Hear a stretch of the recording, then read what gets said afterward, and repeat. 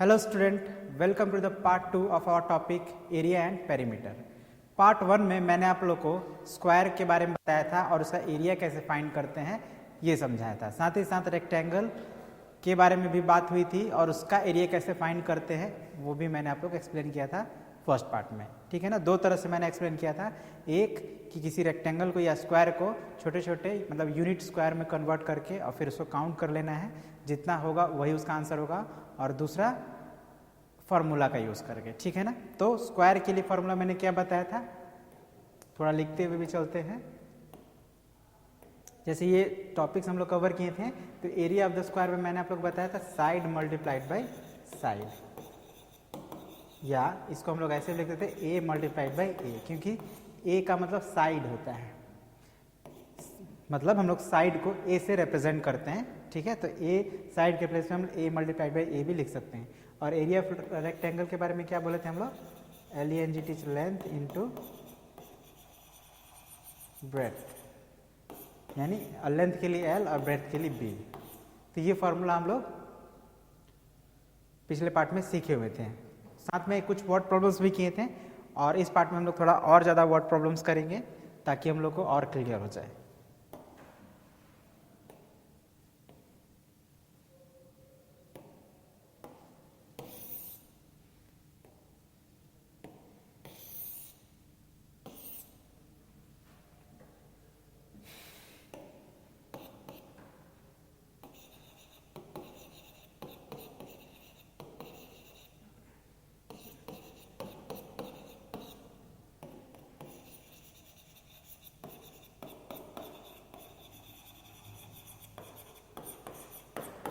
ठीक है, वही बात है, बस थोड़ा अच्छे से नहीं हुआ था इसलिए मैंने दोबारा लिख दिया। बट आपको ये याद होना चाहिए जब भी, अब अगर आप लोग ये जो एक्सरसाइज आपका जो है उसको आपको सॉल्व करना है तो ये दोनों फार्मूला आपको याद होना चाहिए। याद नहीं होगा आप बना नहीं पाएंगे। ठीक है, तो चलिए मैंने लिख दिया है, आई होप आप याद भी कर लिए होंगे। तो हम लोग पहला अपना वर्ड प्रॉब्लम सॉल्व करते हैं। ये वर्ड प्रॉब्लम्स मैंने आपके बुक से ही लिया है, जो आप बुक पढ़ते हैं लर्नवेल का, उसी का है।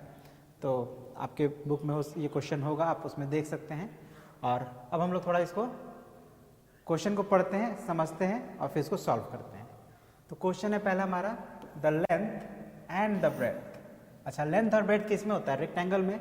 अगर लेंथ और ब्रेथ आ रहा है तो आप समझ गए होंगे कि बेसिकली ये जो है रेक्टेंगल की बात हो रही है।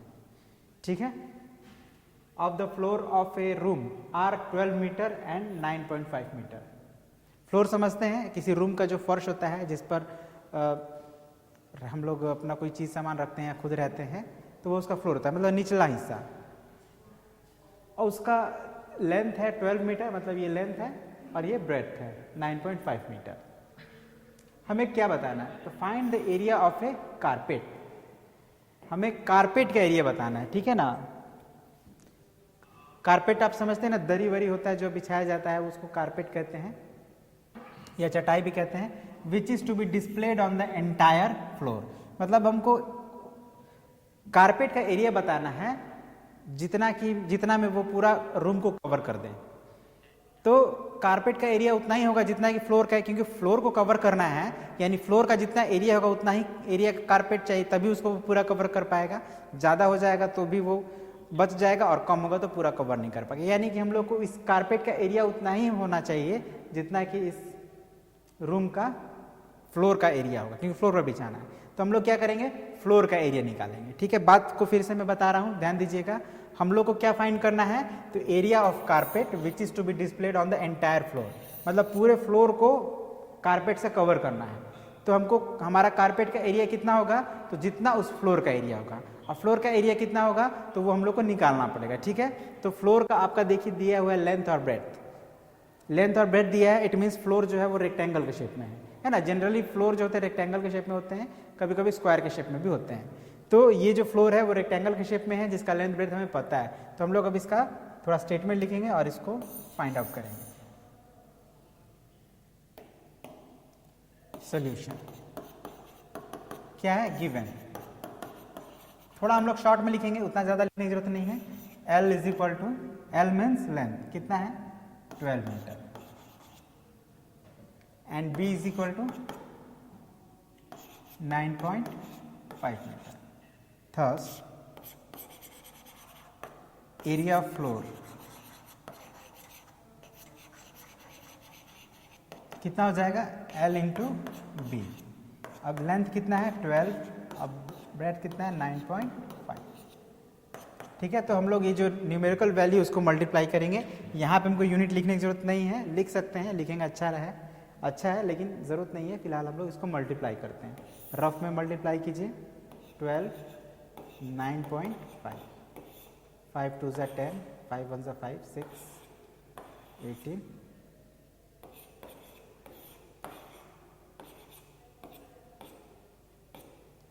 मतलब 114.0 हो जाएगा। ठीक है, 114.0।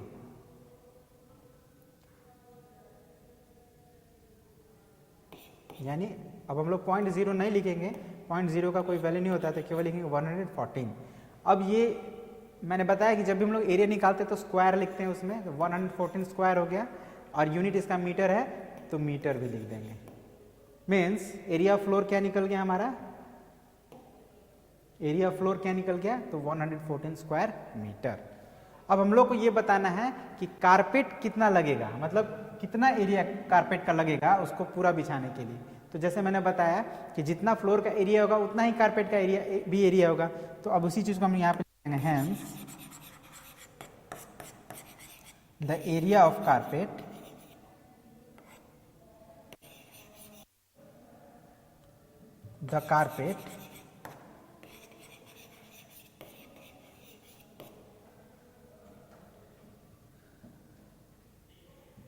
the required area of the carpet। ठीक है, थोड़ा शॉर्ट में लिखते हैं तो बहुत लंबा हो जा रहा है, हम लोग थोड़ा इसको छोटा कर देते हैं। क्या करेंगे, the required area of the carpet, the required area of the carpet. तो कितना होगा, तो जितना इसका फ्लोर का एरिया, यानी 114। इसको मिटा देते हैं, ये यहाँ पे है, इसकी ज़रूरत अभी नहीं है, इसको रफ में करना था। Carpet is equal to 114 square metre. ठीक है, तो दिस इज द आंसर।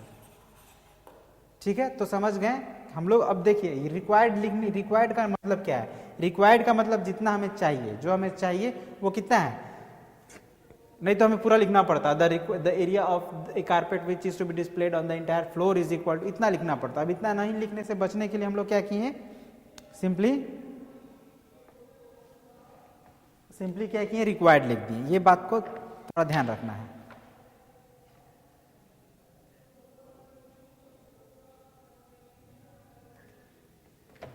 चलिए ओके, तब हम लोग बढ़ते हैं नेक्स्ट क्वेश्चन की तरफ। नेक्स्ट क्वेश्चन समझते हैं पहले क्या करना है इसमें। आई होप यहाँ भी एरिया ही निकालना होगा, बट पढ़ते हैं पहले। The length and the breadth of a rectangular park, है ना, एक रेक्टेंगुलर पार्क है जिसका लेंथ। अच्छा, इसको समझने के लिए और एक अच्छा तरीका है कि हम लोग एक ऐसा डायग्राम बना लें। ठीक है, ये रेक्टेंगुलर पार्क है जिसका लेंथ है 110 मीटर और ब्रेथ है 85 मीटर। 85 मीटर, ठीक है ना। This is length and this is breadth. अरे फाइंड इट्स एरिया, हमें इसका एरिया निकाल। देखिए बहुत सिंपल है, इसको तो मुझे बताने की भी जरूरत नहीं है, केवल सिंपल एरिया निकालना है, कुछ करना ही नहीं है। तो लिख देंगे given L is equal to 110 metre, B is equal to 8.5 metre. Thus the area of the park,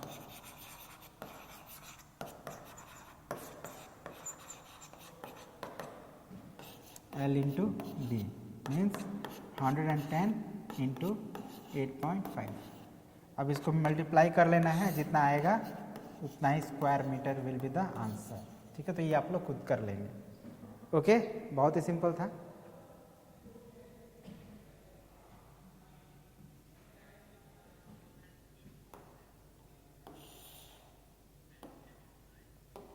so next question क्या है, how many pieces each measuring 6 centimetre by 4 centimetre.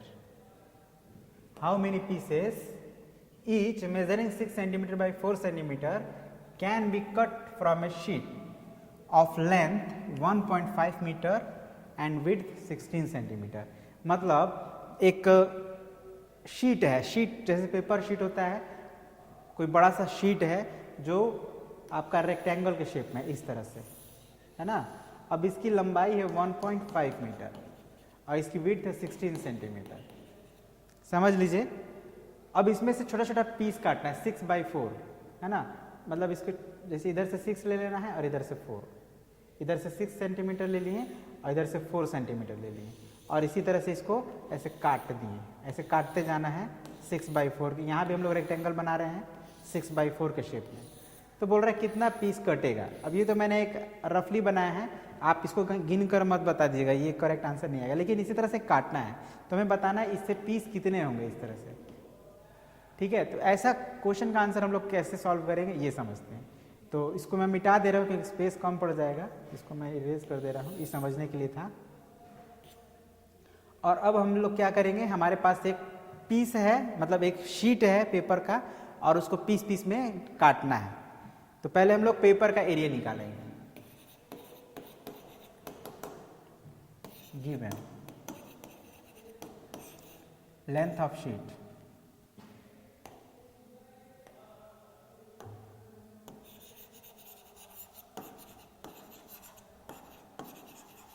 length of sheet is equal to 1.5 meter, a breadth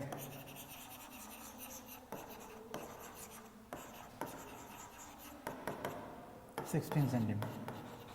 अब आप इसका area कैसे निकालेंगे,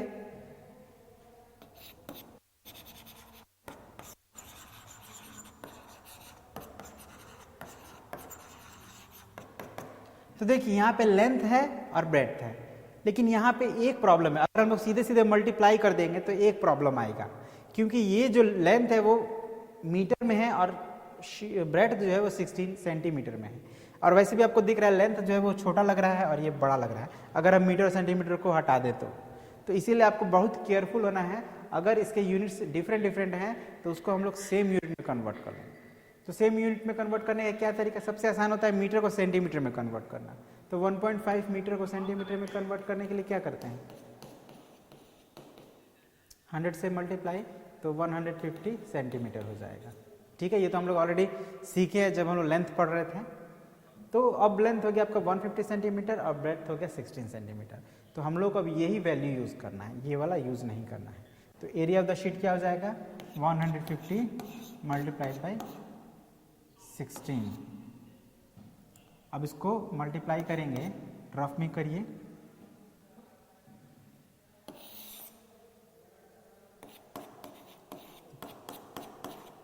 ठीक है। तो कैसे करते हैं,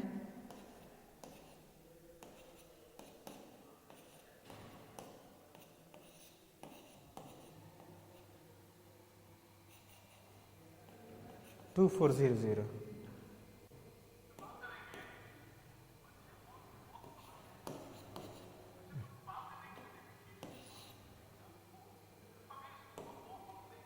2400 स्क्वायर सेंटीमीटर। ये हो गया आपका शीट का एरिया। अब हम लोग क्या करेंगे, तो ये जो पीस है, जिस पीस का जो पीस का लेंथ और ब्रेड्थ है, मतलब पीस का एरिया निकालेंगे। ठीक है, तो अब उस चीज़ को भी लिख देते हैं अगेन। ये इसको हम लोग हटा देते हैं यहाँ से।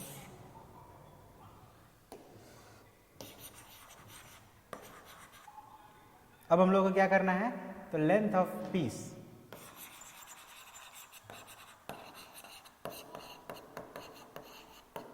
लेंथ ऑफ पीस कितना है, 6 सेंटीमीटर। अब breadth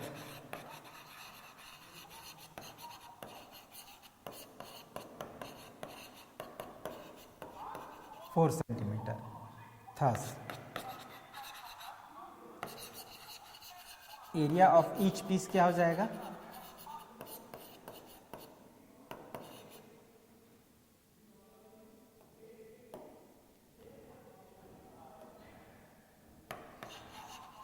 area of each piece is equal to, तो लेंथ इंटू ब्रेड्थ मतलब 6 × 4, square centimetre.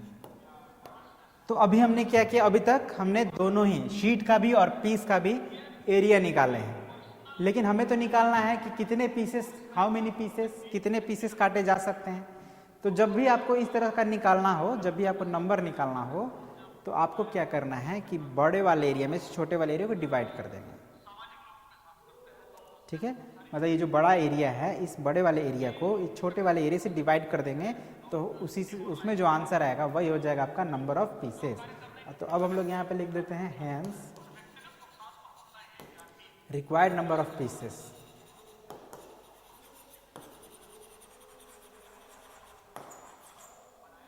Required number of pieces is equal to क्या हो जाएगा, तो area of sheet divided by area of each piece. तो एरिया ऑफ शीट कितना है 2400, area of each piece है 24। तो ये हो जाएगा, आप सॉल्व करिए तो आएगा 100, और नंबर है तो इसमें कोई यूनिट लगाने की जरूरत नहीं है। ठीक है ना, सिंस इट इज नंबर तो कोई आपको कुछ यूनिट वगैरह लगाने की जरूरत नहीं है। ठीक है, जस्ट अ मिनट।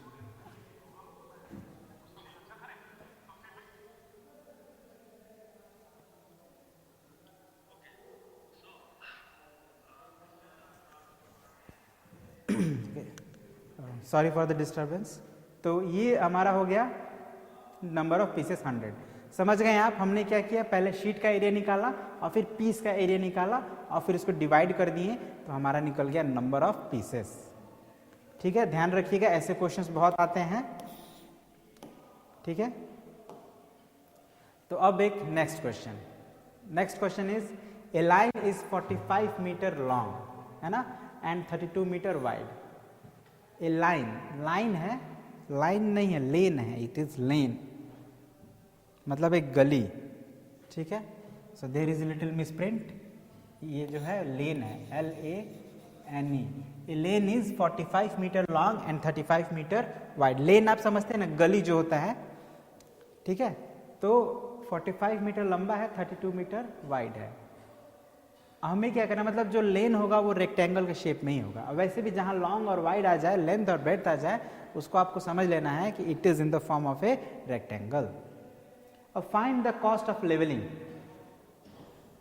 लेवल करना है, जो गली होता है कहीं भी या रास्ते होते हैं, उनको लेवल किया जाता है ना, ताकि वहां पे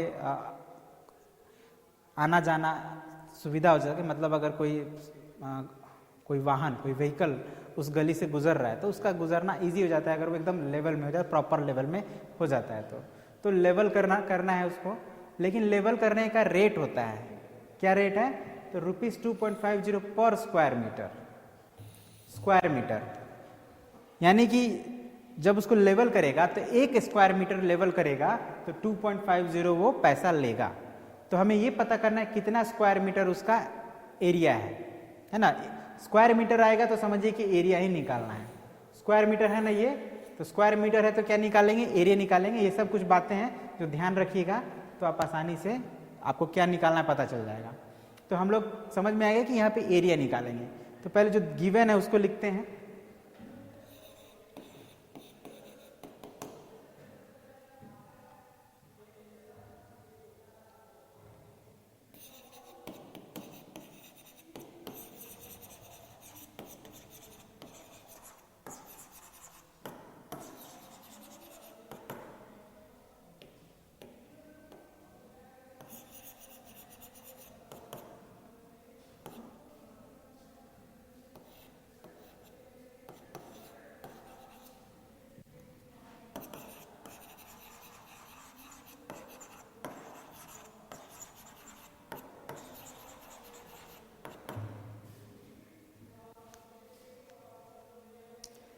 ब्रेड्थ कितना है, 32 मीटर। ठीक है ना। जैसा कि मैंने बताया कि हम लोग को उसका एरिया निकालना है। क्यों, क्योंकि हम लोग को जो रेट है वो पर स्क्वायर मीटर के हिसाब से है, और स्क्वायर मीटर है यानी कि एरिया ही में स्क्वायर मीटर होता है। तो हम लोग एरिया निकालेंगे। तो क्या लिखें, थॉस एरिया ऑफ लेन।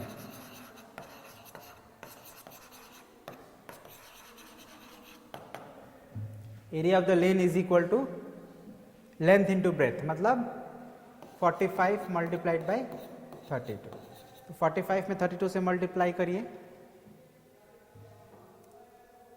यहाँ रफ में करते हैं।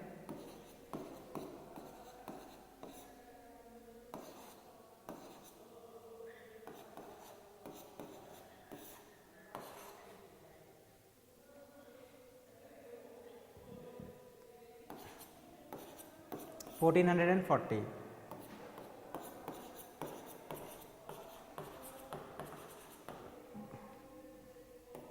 अब इसकी जरूरत नहीं है, इसको हम इरेज कर दे रहे हैं। अब समझिए यहाँ पे एरिया निकल गया और कॉस्ट है, कॉस्ट मतलब खर्चा, कितना खर्चा आएगा, क्या करना है, लेवल करना है, किस रेट से, तो 2.50 पर स्क्वायर मीटर से।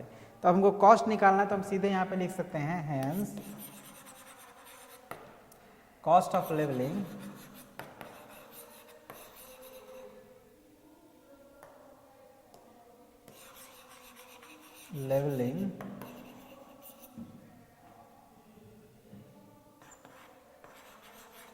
at rupees 2.50 per square metre is equal to कितना हो जाएगा, तो 1440 मल्टीप्लाइड बाई 2.50।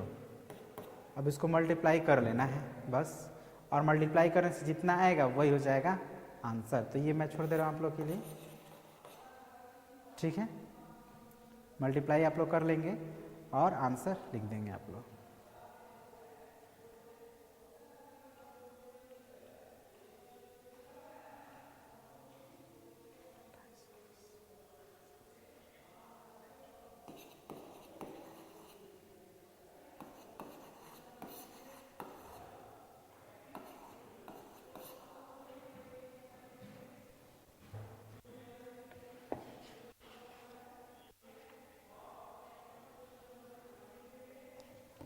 ओके, तो इट विल कम अराउंड 3600, आप मल्टीप्लाई कर लीजिएगा। तो इसी तरह से हम लोग कॉस्ट निकाल लेंगे। ध्यान देना है कि हमें करना क्या है, लेवल करना है, यानी स्क्वायर मीटर का रेट है, तो यानी कि एरिया निकालना है, तो एरिया निकालेंगे और इस तरह से हमारा आंसर आ जाएगा। तो आगे बढ़ते हैं नेक्स्ट क्वेश्चन की तरफ।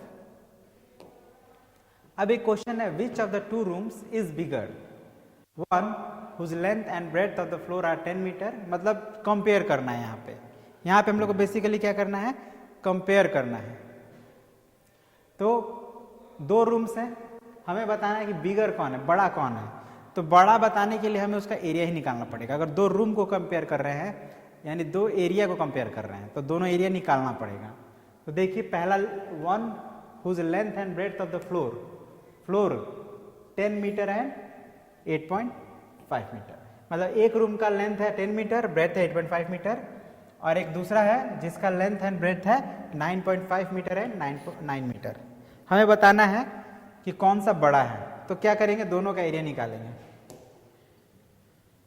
Solution for room 1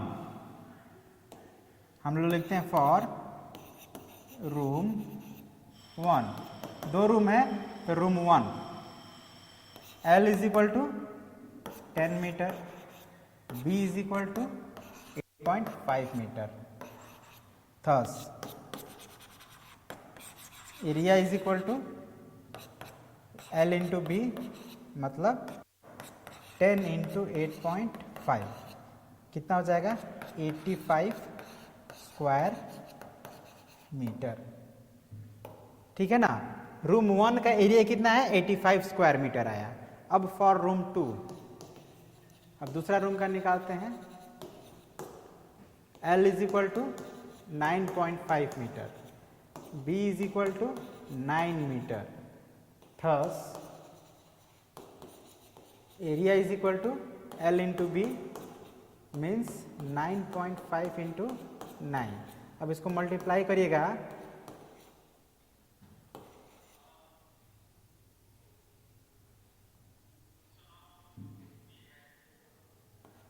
eighty 85.5 square metre आया। तो आप बताइए कौन ज़्यादा है। आप देखेंगे कि ये 85 है और ये 85.5 है, मतलब 0.5 ज़्यादा है, ठीक है ना, सिर्फ 0.5, थोड़ा ही सा बड़ा है, ज़्यादा बड़ा नहीं है। तो हम कह सकते हैं clearly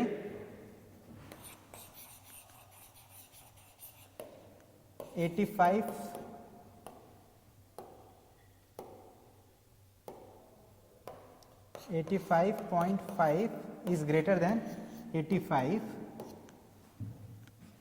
hence room 2 is bigger.